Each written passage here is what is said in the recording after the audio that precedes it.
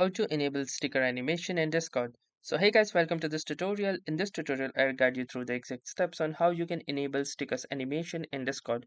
Also, if you are having any issues that your stickers are not animating on Discord, then I will show you how you can fix that.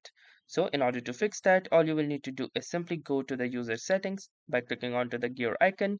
And once you are here onto this particular page, you will need to simply scroll down until you see this accessibility tab within the app settings.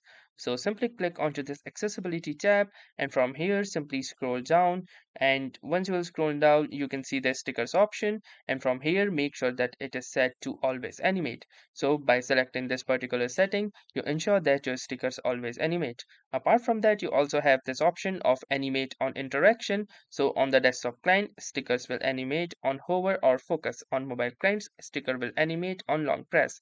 And apart from that, if it is set to never animate, this is the reasons why your stickers were never animating. So instead choose the always animate to always animate the stickers. So that was all for this tutorial. Thanks for watching and have a nice day.